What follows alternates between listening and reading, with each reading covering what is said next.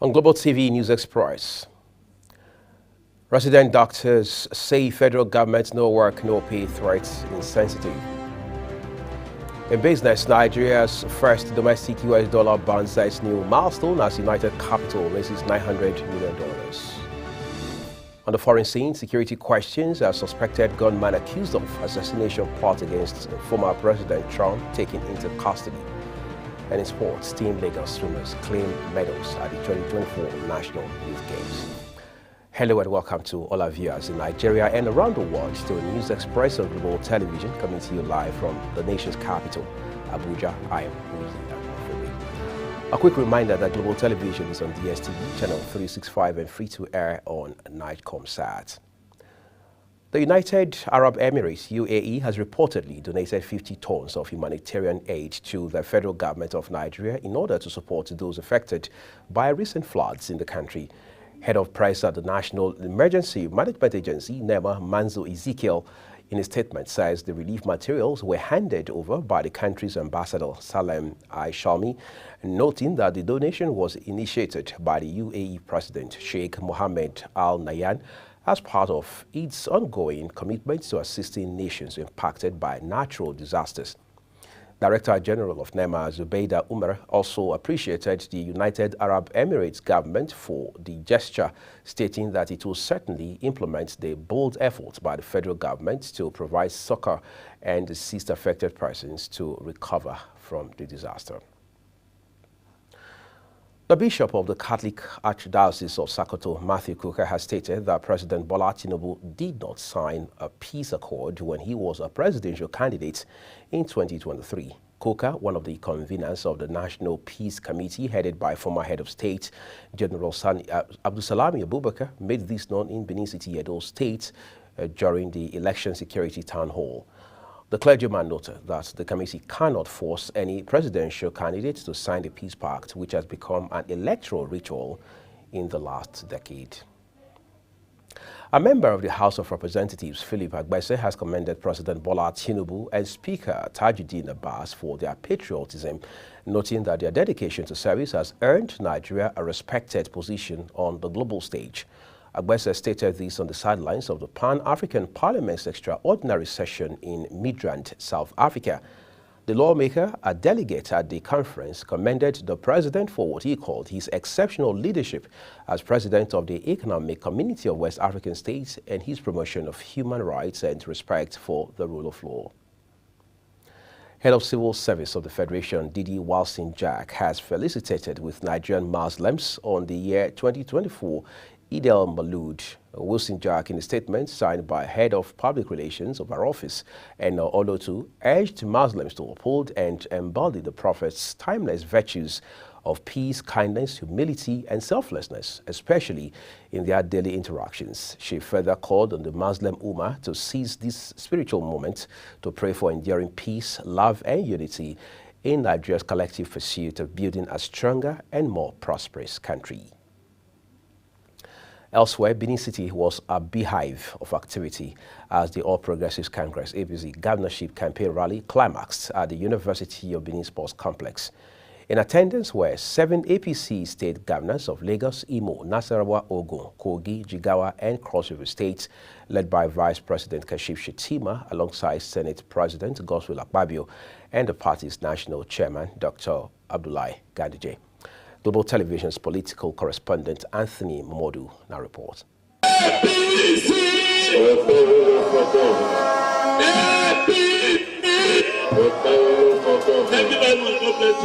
Vice President Shettima said he sees a brighter future for the state and the determination of the good people of the state, noting that what the state needs is a leader of the people, one who opens his door to the people with compassion. The vice president stated that the determination of Edo people need a leader like Senator Monday Okpeholo and his deputy Dennis Idahosa, both of whom he described as a perfect pair to govern the state. As the Senate President Godswill Akpabio also praised the Edo people for making their decision to vote the APC to power. What Edo State needs is a strategic thinker, a builder, a man of the people. a man who can rally the great people of Edo State. Edo needs a man who will open his doors to the people, hear their cries, and lead them with the fear of God. Edo does not need a man who knows it all. Edo needs a man who builds all of his people.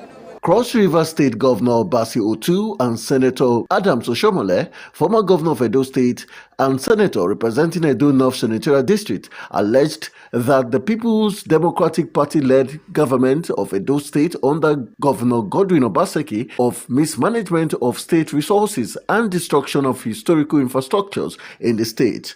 Edo is taking a different direction. We heard that you have decided that it is time for you to rejoin the center. Trouble around the 192 ward. The message is the same.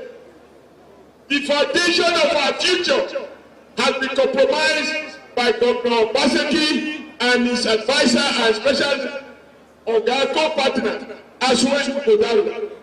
Give us Senator Monday Domino. He's your brother, he's a homeboy. We don't need somebody who doesn't know things about those tables outside just coming. It is very, very true that his formative years, schooling and everything was here. It is only a man who knows the weight of your body that can actually solve it.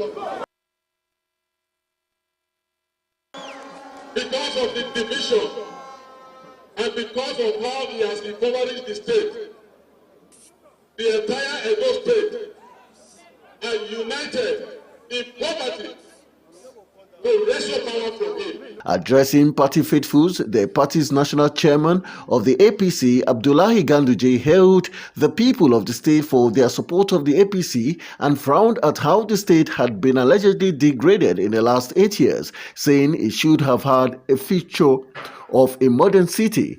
He also welcomed a former member of the PDP and two-time member of the House of Representatives, Engineer Ogbeide Ihama, and others to the APC.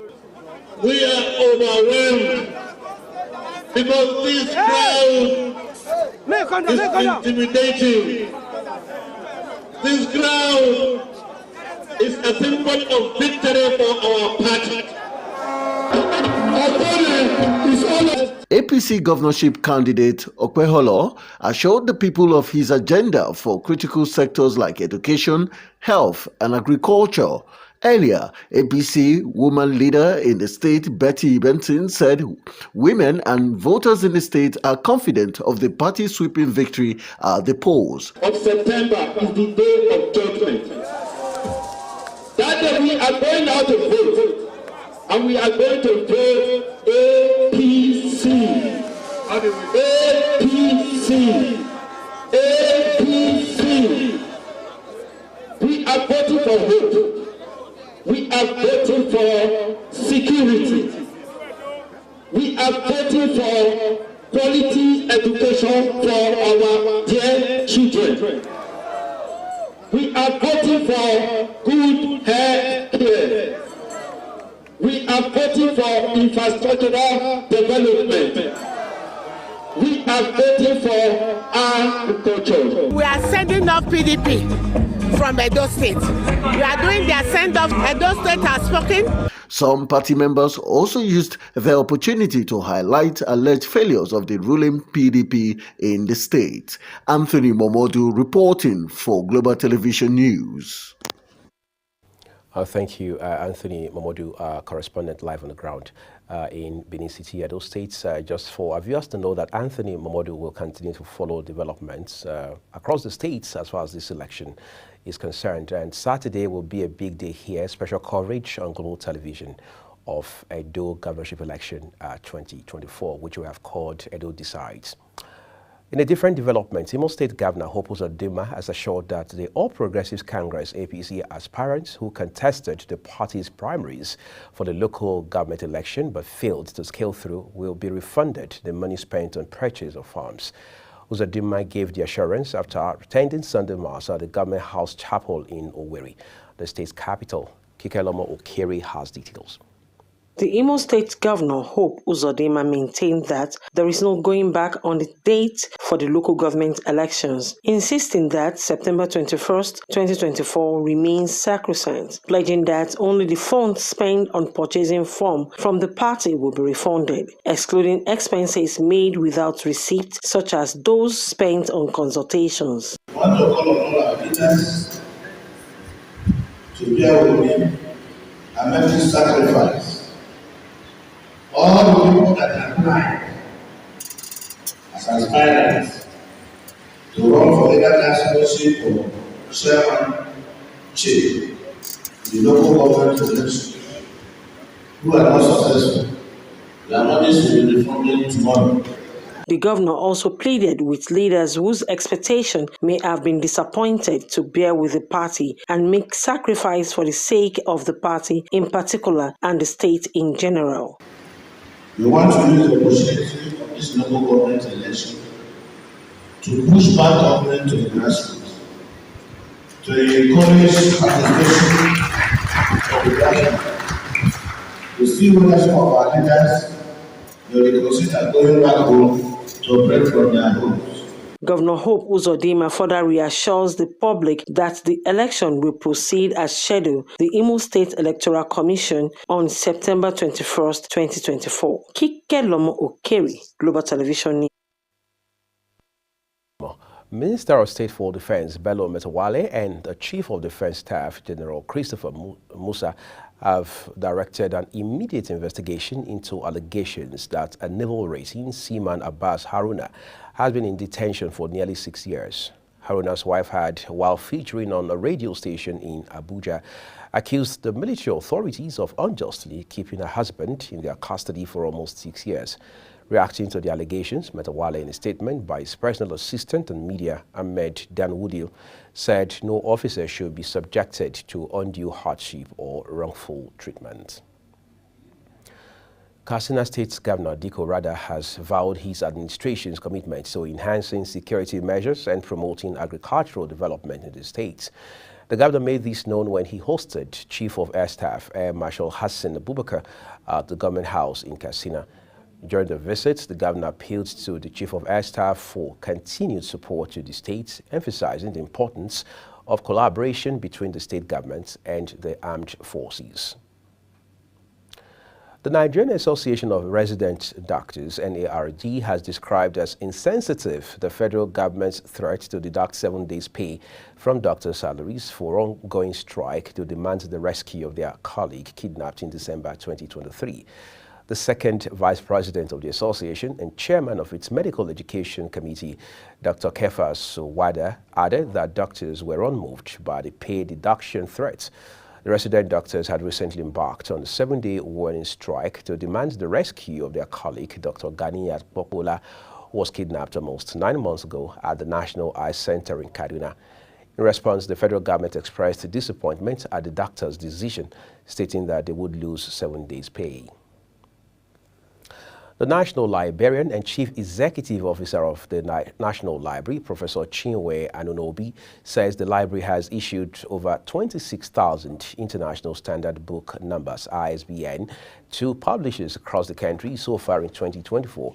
She also disclosed that Nigerians, particularly researchers, no longer need to visit the headquarters to obtain international standard serial numbers, newspaper publication indices, or other services, as this can now be accessed via the National Library of Nigeria's website and social media platforms. Anunobi noted that the library has branches in 33 states of the Federation, including the Federal Capital Territory, while Kebbi, Zamfara, Delta, and Anambra states are still in the process of providing land for the establishment of library offices. Up north, Zamfara State Governor Dauda Lawal has flagged off the distribution of essential drugs, personal protective equipment, PPE, and emergency response materials to hospitals across the state. The governor says the distribution is part of a series of activities initiated by the government to enhance the people's well-being and improve the state's healthcare infrastructure and service delivery, particularly in addressing the medical needs of vulnerable and underserved communities. Global Television's Sharon Ajay completes the report. The distribution of over 1 billion naira worth of drugs and emergency response materials to hospitals across the state is a significant initiative aimed to bolster the healthcare system and ensure that the medical facilities are adequately equipped to handle emergencies and provide essential care to the population. The governor of Zamfara State, Dauda Lawal, while flagging off the distribution of drugs, explained that the decision to provide the drugs and emergency response materials is a proactive measure to improve patient outcomes by ensuring healthcare facilities are well stocked. This distribution of over 1 billion worth of vital drugs and resources is not just a symbolic gesture, but a concrete demonstration of our commitment to the state of emergency we declared in the health sector and our resolve to tackle health challenges head-on. Zamfara State Commissioner for Health, Dr. Aisha Anka, says the medical supplies are crucial in the fight against health crisis and disease outbreaks. To announce to you that His Excellency will be distributing drugs and medical consumables worth 1 billion naira to our primary, secondary, as well as tertiary health facilities across all the 14 local government areas of our dear state. With these supplies, our dear people of Zamfara State will have a better health, better care, and better lives. The Director of Public Health at the Zamfara State Ministry of Health, Dr. Yusuf Abubakar, applauded the effort of the state governor for his dedication to revitalizing the health sector. Any services to the health sector is being given priority, and also is being given to those who need it without any diversion. And the Honorable Commissioner has, met with this committee, and she has set the standard, and she also set the principle and guidelines upon which these commodities are going to be utilized. The distributed items include life-saving medications, personal protective equipment, and other critical emergency response materials. Sharon Ajay reporting for Global TV News. Oh, thank you so very much, Sharon, for that report. And the Nigerian Medical Association, NMA, has called on government and other critical stakeholders to immediately activate measures that will guarantee public health safety following a devastating flood that ravaged Maiduguri last week. This was contained in a statement issued by the chairman, Borno State Council, Dr. El Yakub Mohammed, who sympathized with the displaced persons, emphasizing the need for proper hygiene and appropriate latrines to prevent outbreaks of diseases like cholera. Mohammed also raised concerns over reports received from the various internally displaced persons camps within Maiduguri Metropolitan Council, which he noted might trigger public health crisis in the coming days. You're watching News Express on Global Television, coming to you live from Nigeria's capital, Abuja. When News Express returns, Team Lagos swimmers claim medals at the 2024 National Youth Games. We have those details and more stories for you. Behind this short break, please don't go away.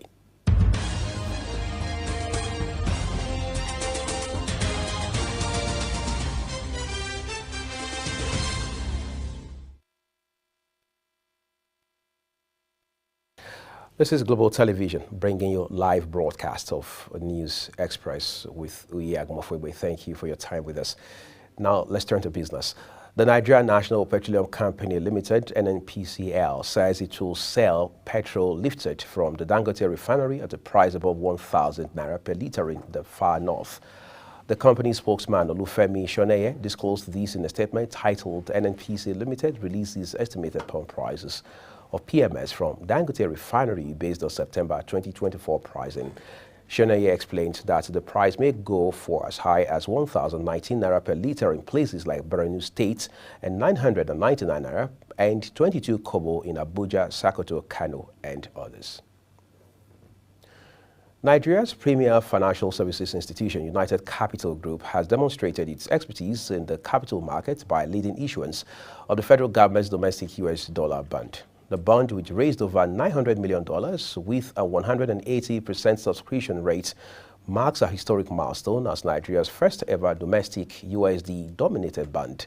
The overwhelming demand for the bond reflects investor confidence in the country's economic stability and growth prospects, as well as United Capital's ability to drive innovative financial solutions in challenging markets. Telecommunications operators are expected to start disconnecting mobile telephone lines that are not linked to national identification numbers following the expiration of the September 14 deadline set by the Nigerian Communications Commission, NCC. The NCC says in a statement in August that it's expected that no SIM card would remain active without a verified NIN from September 15.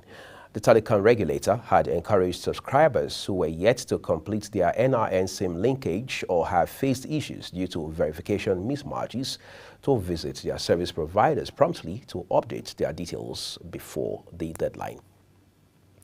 In the meantime, the National Identity Management Commission, NIMC, says the number of Nigerians with national identification numbers, NIN, has increased to 110 million.